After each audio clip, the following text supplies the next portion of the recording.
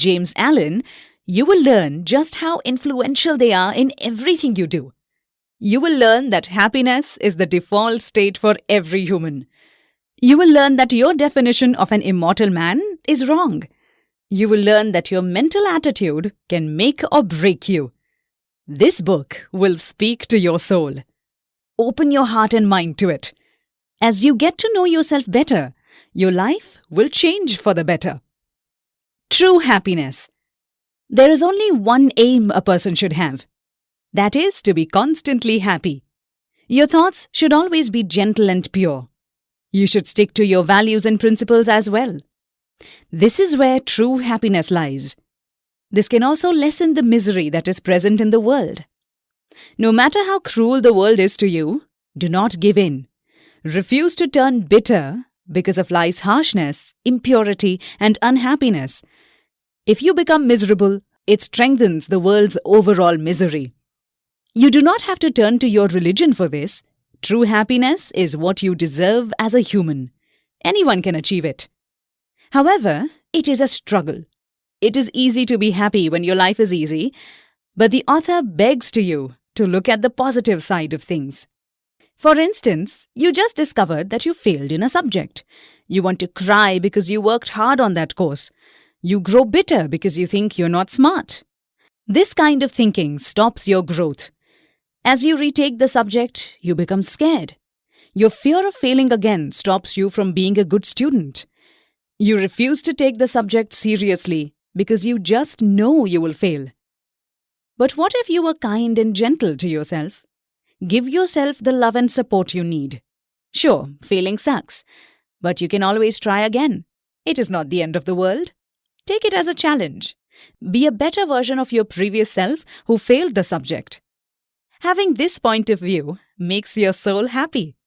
Turning negative experiences into positive ones makes you stronger. It can also influence other people to do the same. When doubts start to creep in, what do? You would probably look for comfort. You read stories about people who also struggled with the subject. You might even reach out to these people and talk to them.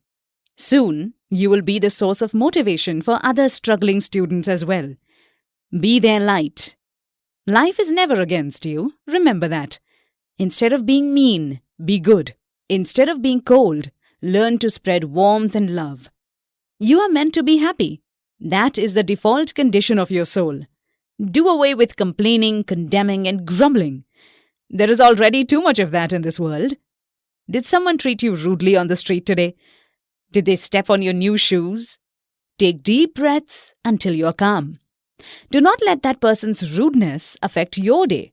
If you do, you will most likely be rude to the next person you meet. Break the cycle of misery. You can make positivity surround you if you are positive yourself. The immortal man. Many have the wrong interpretation of immortality. You most likely have a wrong definition of it as well. Immortality does not refer to time. It does not refer to man living forever. How do you gain knowledge of the true definition of immortality? A little boy, Dennis, age 8, loves instant gratification. It was mostly because his parents spoiled him. One time, his parents promised to buy him a new bike. However, they would only buy one if his grades went up. Dennis threw a tantrum. He did not stop crying until his parents bought him a bike that day. And so they did. Dennis grew to be entitled and selfish. He acted on his desires and impulses each time. Why wait later when he can have it today? This kind of thinking guarantees that Dennis will never know immortality. He fails to see that his luxuries and delights are his master. Dennis keeps chasing after material things. He makes it a part of himself. Immortality is the opposite of who Dennis is. The immortal man has no attachments. He is aware that material possessions do not mean anything. Desires and passions are only temporary. Why bother acting on them? Human life is composed of temporary events. If you attach yourself to them, you will become like Dennis. In other words, you will focus on selfish things for the rest of your life. In contrast, an immortal man sees the big picture. He understands what truly matters. Nothing is permanent. And so he goes with the flow. He does not react violently to life's events. He does not make impulsive actions and choices. He lives his life the best way he can, knowing that any day could be his last. This is the true definition of an immortal man. The overcoming of self. What does overcoming yourself mean? It sounds philosophical, doesn't it? You might assume that it requires theories and logic to answer it, but in reality, overcoming yourself is easy. In fact, it is so easy and practical that even a kid can understand it. Overcoming the selfish part of you is destroying the ugly side of you. It is removing factors that cause you great pain, suffering, and sorrow. Getting over yourself does not mean you have to get rid of the good qualities. How can you say that you were successful in overcoming yourself? Suppose you are an impatient person. You get angry quickly with any minor inconvenience. This trait, however, makes you realize something. Your friends and co-workers are avoiding you. They do not interact with you anymore. They are afraid that you will grow irritated with them, which is easy to do since you are impatient. So you take it upon yourself to be better. You do anger management exercises. You focus on your breathing when you get mad at something, and it works. Practicing gentleness and kindness means you have gotten over yourself. Being quick to anger is not just your only source of sorrow. There are also other elements you have to watch out for. There is lust, hatred, and greed. There is also indulgence and vanity. Be careful of pride, doubt, and delusions. These elements lead to different kinds of desires. For instance, hatred makes you feel good at the moment. You scream at your employee, you tell him how bad his output is. The desire to take out all of your frustrations on another person feels good, especially since the employee cannot talk back to you. But it is unfair. You did not need to scream at him in front of other people. Your anger was not proportional to the situation. To get over yourself, there are 10 qualities you need to cultivate and practice. They are patience, humility, and purity. The others are self-reliance, fearlessness, and self-sacrifice. Also included are wisdom, knowledge, compassion, and love. The above qualities lead you to live a life that is noble and true. Every action you will take will be genuine and free from pain. That is the reward for overcoming yourself. Belief, the basis of action. What do you associate with the word belief? Images of holy deities may form in your head. Maybe you associate the word with Jesus or Buddha. After all, these two beings emphasize the power of belief. For Jesus, a certain kind of belief will save you. For Buddha, belief is your way to the truth. Without belief, you will not know how to act accordingly. But belief is not just limited to a particular religion or philosophy. Belief is what guides the path of your life. It influences your thoughts and therefore your actions. Belief is strongly connected to who you are as a person. Suppose you're being a big advocate for animal rights. It would go against your beliefs and yourself to support companies that test on animals. It is impossible to believe in two opposing beliefs. One cannot call for justice while engaging in unjust practices. You must have heard of lawyers who tirelessly fight for the common good. They always push for justice no matter how hard it is. Despite the challenges, they persevere. They do not quit. They are calm even when the odds are against them. So let's start. What happens with your beliefs? You stay strong despite the world forcing you to be weak. Do you believe in love and all its forms? Then you should practice it under all circumstances. Do not just love when it is convenient. Do not just love people who are easy to love. Love people who you consider your enemies. Love people who have wronged you. Your beliefs should always be evident at all times. The believer in peace does not fight back. If he does, he believes in violence.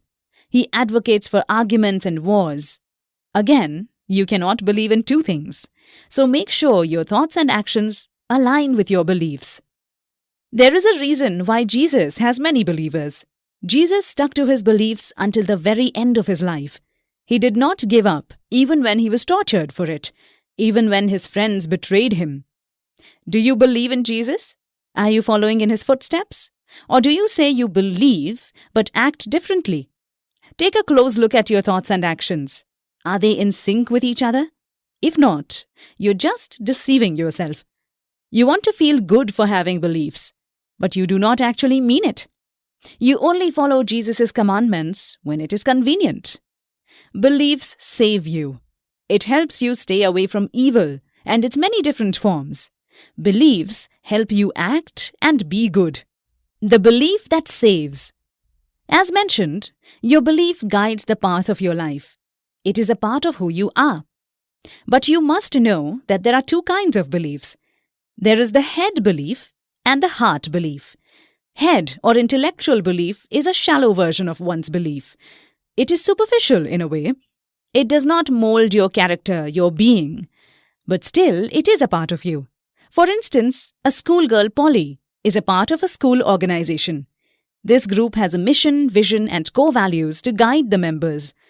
At the start of every meeting, they recite their creed. Yes, the organization brought them together. But the character of each member is vastly different. Polly is dedicated to the organization. Meanwhile, another member, Brian, is loud and uncaring. He's only there since joining a school group was required. In other words, head belief is not influential to every person.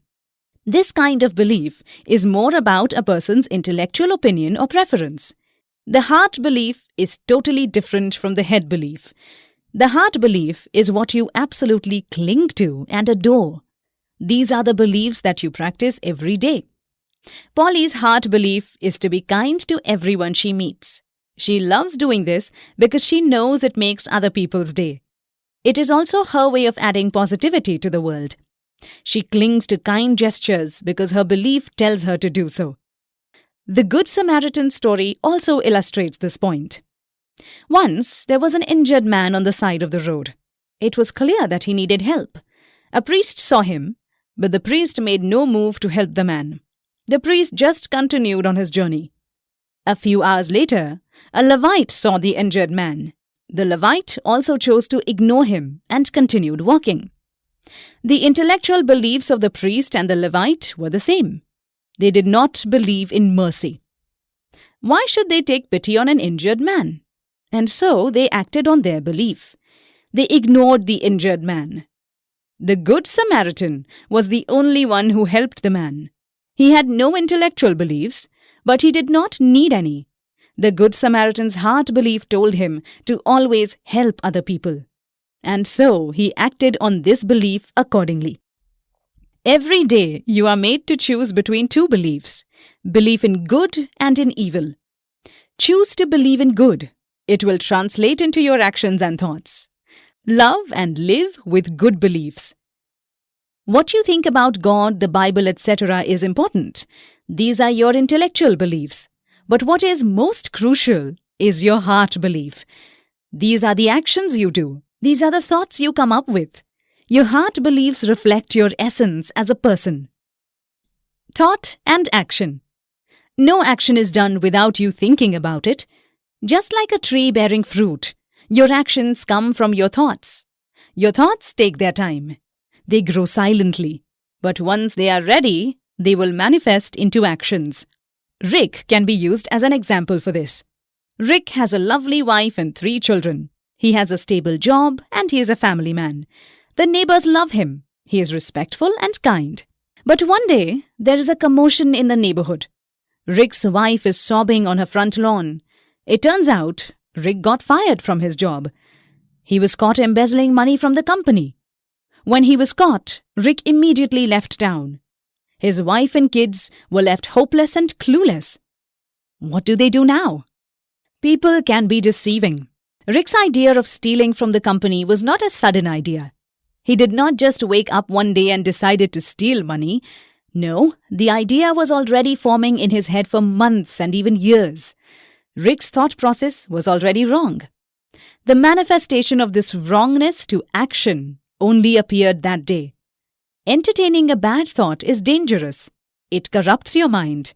At first, you might be disgusted at how wrong it is, but then you're unconsciously entertaining the idea. You think about it often. In the process, you are letting it occupy your mind constantly. Your character gets corrupted by the bad thought. This is similar to eating unhealthy food. Suppose you eat junk food almost every week. You complain that you're always getting pimples. Your skin is dry and dull. You're always out of breath. It is because you're not treating your body right. Do you think you will be in top shape if you eat unhealthily? What you eat, your body will reflect. What you think, your actions will reflect. Be careful with what you think. Make it your goal to observe your thought process every day. If you are truly good and pure, no amount of temptation can sway you. However, it is different if it is all just an act. Sooner or later, your true character will shine through. Write down your thoughts when you can, whether it be good or evil. Be active on having only pure, strong, and beautiful thoughts. When it is time for them to manifest, your actions will only be good. Your mental attitude. The previous chapter emphasized the importance of your thought process, and it is for a good reason. Your mental attitude is everything. If you have a good mental attitude, you can accomplish anything. The potential you have is limitless. However, the downside of this is dangerous. Suppose you have a bad mental attitude. You refuse to believe in yourself. You will always think you are doomed to fail. This is no exaggeration. What you think can make or break you. As mentioned, your actions are the results of your thoughts. If your thoughts are negative, what will your actions be? Let's use Sarah as an example. Sarah has a difficult life. She had to work several jobs so she could go to college. After she graduated, she had a hard time finding a job. On top of that, Sarah had to look after her bedridden mother. These circumstances can tire anyone out. Sarah openly admitted that she was exhausted. However, what got her through was a mental attitude. Sarah actively worked on a peaceful and gentle mental attitude. Despite her hardships, she did not give up. Her life was a bitter one, but she still remained kind and calm. After several months, Sarah finally found a job. It paid her well, and Sarah thrived in her job. A relative also volunteered to help Sarah with her mother. In the end, Sarah became blessed. Her mental attitude paved the way for this blessedness. It would have been easy for Sarah to be cynical. No one could blame her if she was mean. Her circumstances were harsh and unforgiving. Sarah could have easily been hateful towards other people, but she chose to be good. She chose to grow through the challenges. Whenever she faces a new struggle, Sarah thinks about her past. She thinks about how she survived the hardships. She thinks about the mental attitude she used. And then she learns. Sarah knows she cannot control her circumstances, but she can control how she reacts to it. Any person would feel powerless and hopeless. Anyone would easily give up. But Sarah kept her head high. She was powerful in the sense that she did not quit. Sarah only entertained the thoughts that supported her positive mental attitude. Be like Sarah. Conclusion. You learnt about the ways you can deal with life's problems. It is impossible to escape problems, but there are millions of ways you can handle them. You learned that a human's natural state is to be happy. There are many negative things in the world right now. Refuse to add more negativity to it. Instead, look at the bright side. Be eager to learn from your mistakes and failures. Break the cycle of misery. You learned about the right definition of an immortal man. An immortal man does not mean he lives forever. It means that he is aware of the temporary state of things. He does not attach himself to material possessions. He does not attach himself to any pleasure or desires. An immortal man goes with the flow. He is willing to adjust to whatever life throws at him. You learned how to make yourself better. Being better means overcoming the selfish aspect of yourself. This means that you should actively remove your negative qualities. You learned that your beliefs shape your actions. Make sure that you stick to them under any circumstance. Your beliefs mold you into a good person. You learned about the impact of your mental attitude. Everyone goes through tough times. But those who survive are those who are mentally strong. They do not let circumstances bring them down.